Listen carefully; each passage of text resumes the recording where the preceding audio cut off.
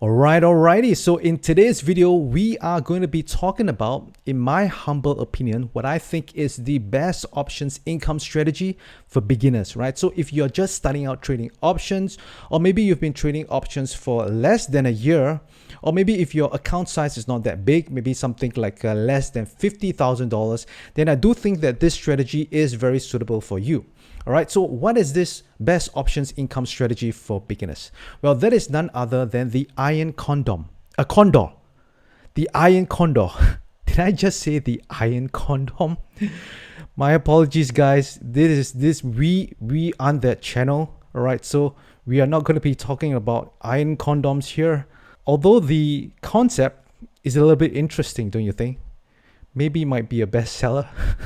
All right, guys, let's get back to business. Let's get back to talking about options, right? So we are going to be talking about the Iron Condor. I got it right now. All right, so what is the Iron Condor? If you're not familiar with the Iron Condor, well, it is actually just a defined risk strategy with the combination of a put credit spread, which is also what is known as the bull put spread, plus the call credit spread, which is also known as the bear call spread, right? So as you can see down here, this is the P&L graph for the Iron Condor. So basically on the left hand side, you have the put credit spread, right? This is also what you call the bull put spread. And on the right hand side, you have the construct of a call credit spread, which is the bear call spread. So if you're familiar with trading credit spreads already, then it's just a combination of both of them, right? You join them both together and you have what you call the Iron Condor. So if you were to take a look at this chart down here, then you will notice that, the strikes are on the opposite side of each other. What it's trying to do is to try and capture profits if the market stays within a range, right? So as you can see down here, the profit range is pretty big, right? So most of the time when we trade the Iron Condor, right, it's pretty much also considered trading the expected move, right? So if you're not familiar with the term expected move, I already talked about it in another video, which is the number one secret for being consistently profitable to trade the options, right? So for this Iron Condor, basically it's trading the expected move and it's trying to capture the profits in within this range. And from what we already know, right, most of the time the market will stay within this expected range, right? More often than it does not. So why do I think that the Iron Condor is the best options income strategy for beginners, right? And there are 5 reasons for this, right? So the very first reason is that this is a defined risk strategy. That means to say the max risk has been kept, right? As you can see down here, there is the long options already bought down here on both sides, right? If you do not have these long options, so what it becomes is just 2 naked options. This is what you call the strangle. But because you have these 2 long options, let me just remove the drawings here. Because you have these 2 long options, so what it does is that it caps the max risk. So if for some reason the market just shoots all the way to the moon, right? Or maybe it crashes all the way to 0. Well, guess what? You cannot lose more than what you have already defined the risk at the start for the Iron Condor, right? So that is why this is considered relatively safe and very good for you if you're just starting out, right? So this way, you won't let any single trade take you out of the game. Now, reason number 2 is that it has a decently high win rate, right? So if you can see in this graph down here, you can see that the win rate is 68.26%. So this is the typical win rate. So this is roughly around 16 to 20 deltas, okay, on both sides, so on both short strikes. So this is the normal typical profit probability or profit for a Iron Condor, all right? So for the Iron Condor, although it says it, the typical range is about 65 to 68%, generally we actually can have a higher win rate because as we already know, as I talked about it many times in other videos as well, that IV most of the time is often overstated compared to the RV, right? IV means the implied volatility, RV means the realized volatility, right? In layman terms, what it means is that the expected range, or rather the range that is being, forecasted by this implied volatility is usually much bigger than where the market actually moves. So most of the time it actually stays within the range. That is why you have a higher win rate. So as you can see down here, this is a study done by the Tasty Trade team, right? This is on a 20 delta $5 white Iron Condor, right? So if you were to think about it, delta is also used as a rough estimation for the probability of it being in the money, right? So for example, if you have on one side, let's say for example, this is the short put. Let's say for example, this is a 20 delta. So what it also means, right? It has an estimate that there is a 20% chance that the market will actually close below this short put at expiration. All right. So again, this is just an estimate, right? The real probability, you will have to take a look at the column, all right, called probability of being in the money, right? But it's pretty close, right? It's off by maybe 1 or 2%, right? So imagine if you have on both sides, you have 20 delta, which means to say on both sides, there is a 20% chance of either being in the money on both sides. So what does it leave in the middle? Right, you have 20% on the top side, you have 20% on the bottom side, which means to say it should be 60% of the time the market actually stays within this range down here, within the short call and the short put strikes. But instead, if you notice, we are actually getting more than this 60% based on a 20 delta $5 white iron Condor. So this supports the fact that the IV often overstates the realized volatility. So that is why you actually tend to get a higher win rate than what is theoretically suggested, right, based on the P&L graph. So remember, when we are trading the iron Condor, the main reason why we want to trade it is because we want to generate an income. So if you want to generate an income, you definitely want to have something, you know, that is pretty often that you can win, right? You want it to be consistent win as well. So that is why with the iron Condor, you have a win rate of pretty high, right? I would say average around 70%.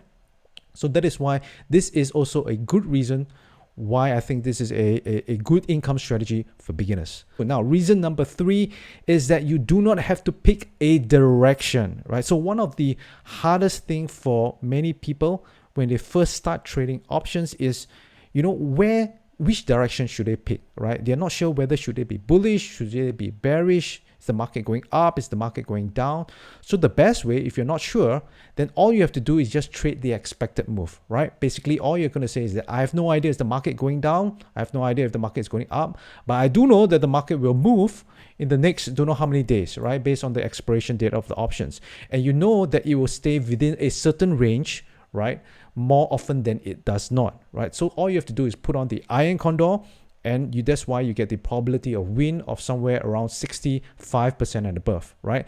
And it's a good way to trade the expected move and takes advantage of the fact that the realized volatility is less than the IV, which is what I talked about. And again, this is the studies done by the Tasty Trade team. They've done a lot of research into this as well. And as you can see, based on this index ETF, which is the Spiders, the average realized move, you can see it's much lesser than the average expected move, right? As you can see, in fact, for all different volatility levels, even if it's a low volatility environment or a very high volatility environment, right? In both cases, the IV, which is depicted by the expected move, right, is greater than the actual movement in the market, right, which is depicted by the realized volatility, right? So the realized volatility is less than the IV. Now, this is not just for the Spiders, it's also for the other index ETFs like the IWM and the QQQ. So that is why the index ETFs are a very, very good vehicle for you to trade this iron Condor. So let's get into reason number 4, and that is that it is very versatile,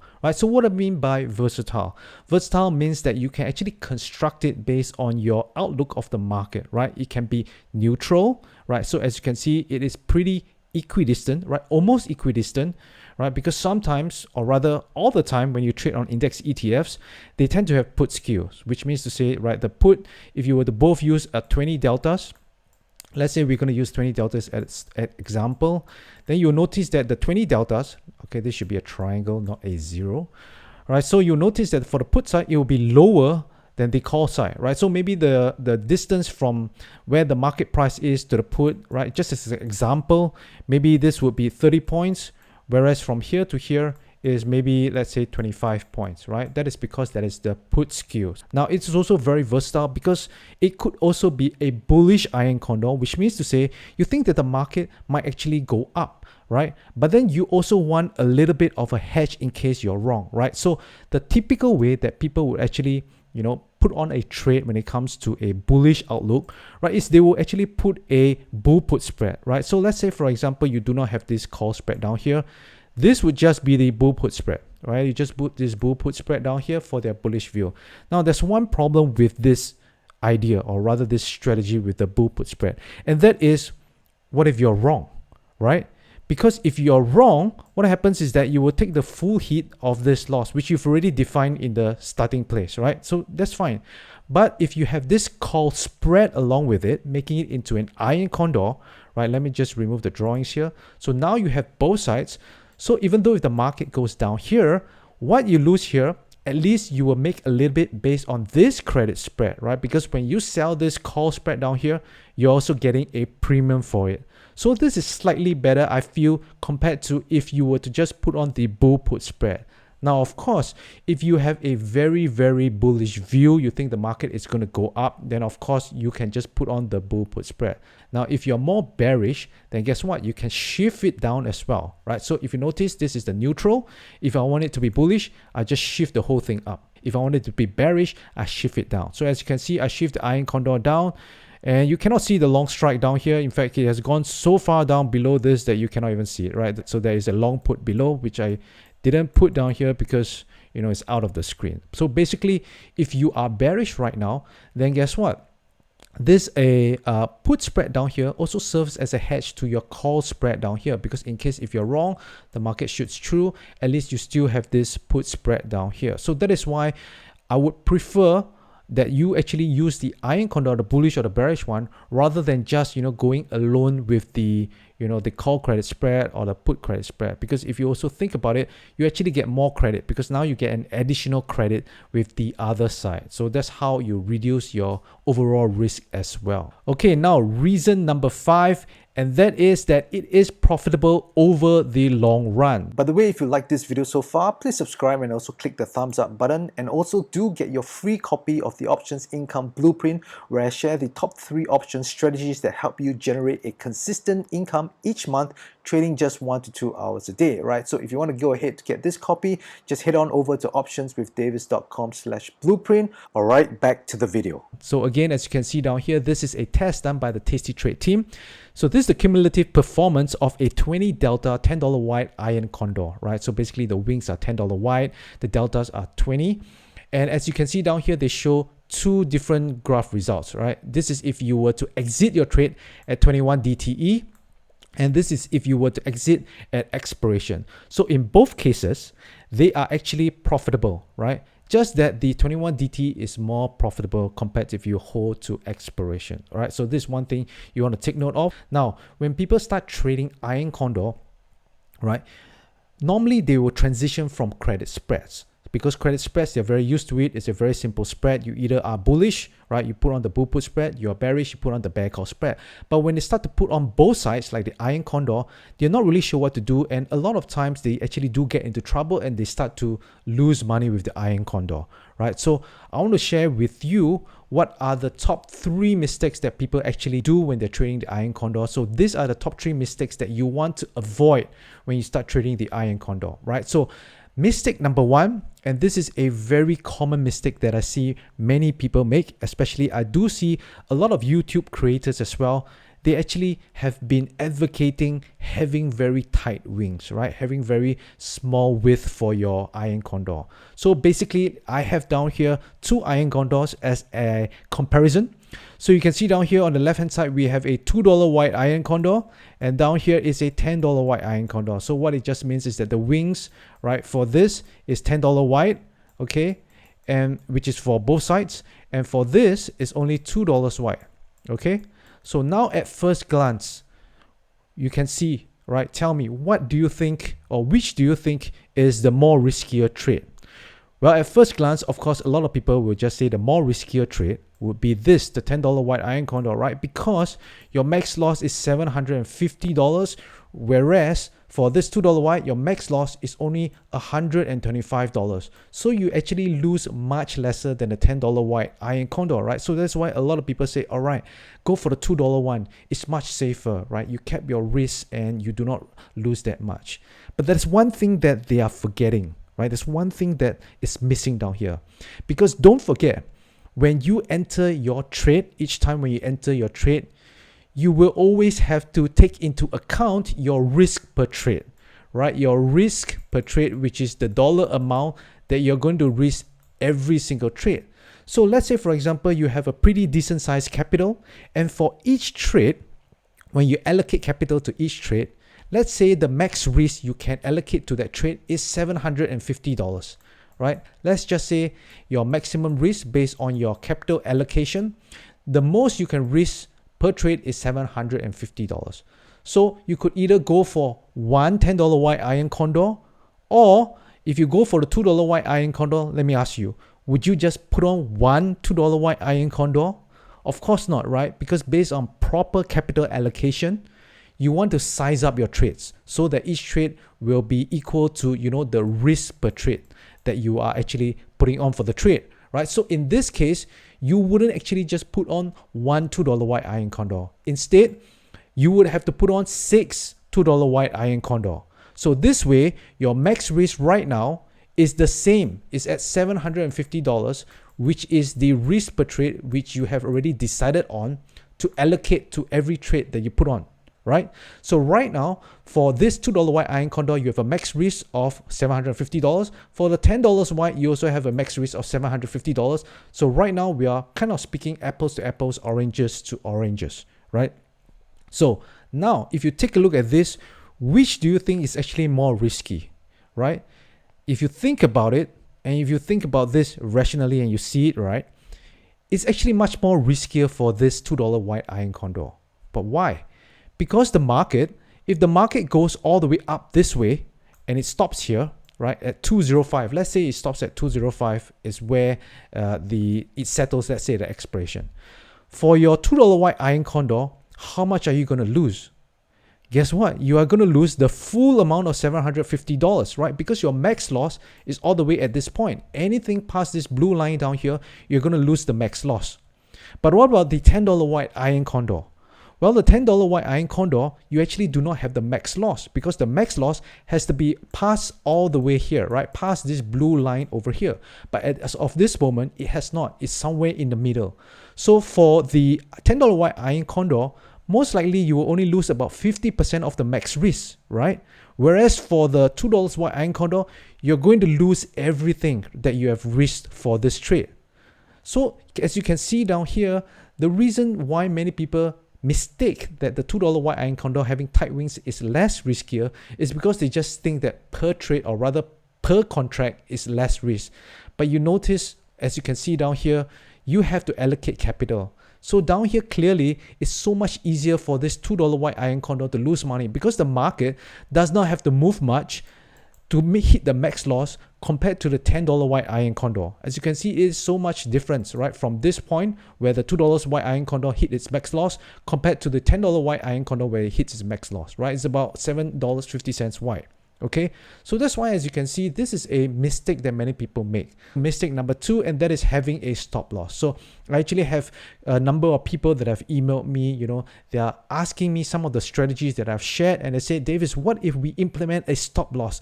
Will this actually help reduce the risk and help increase the performance? Well, the Tasty Trade team as well, they have already came up with this study, right? So they went to test whether having a stop loss is actually effective. Right, so for this, they tested it on the strangle, which is actually pretty close to the iron condor because the iron condor is just the defined risk version, right? The strangle, they do not have this long call, they don't have this short put, this long put, but pretty much it's about the same. So as you can see down here, they tested 2 different management. First one is to just hold to expiration. The second one is to have a stop loss. And if you notice, the one with the stop loss, right, that's 2x whatever your credit is, I think. So basically, if your credit is $1, then they will have a stop loss where if it reaches, your credit becomes $3, right? Because remember, we are selling credit. We are option sellers. So if we sell at $1, we ideally want the price to go down. We want it to go to $0. That's the best case scenario. That means we will earn this full $1, right? But if the spread is actually losing money, it will actually go up in price, right? Because now you are selling at $1, you're buying back at a higher price. That's why you're losing money. So this 2x basically is just 2x the premium that you have sold it for in terms of your loss. So your profit will be $100 per contract and will be lost 200. So this is how they are testing it. So as you can see, in the long term, managing losers or having a stop loss is actually not that effective. You might as well just hold it to expiration and you have a better chance of getting a better result. All right, so mistake number 3 is holding to expiration. All right, so why is this a mistake? Well, as you can see down here, if you were to exit your trade at 21 DTE, you can see that your performance is actually much more superior, right? At the end of the day, you get a higher daily P&L. So if you were to take a look at the graph as well, which you have seen earlier, you can see that the performance is so big of a difference, right? You can see that exiting at 21 DTE, you actually have a much better result compared if you hold to expiration.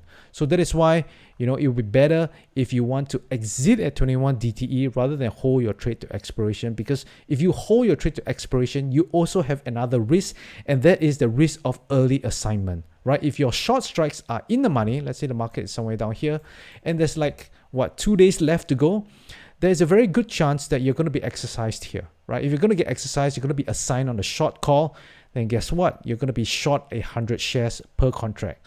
On the other hand, if you're going to be exercised on this short put, then guess what? Per contract, you're going to be long 100 shares. And if you're going to long 100 shares or short 100 shares on an index ETF, then good luck to you, my friend, because you are going to be in for a margin call, right? The broker is going to call you up and say, send them more money, all right? So if you want to avoid this situation, then you definitely want to exit at 21 DTE, which is much safer, which reduces your risk of early assignment as well. So as you can see down here, here's another study done by the Tasty Trade team. This is if you were to hold to expiration.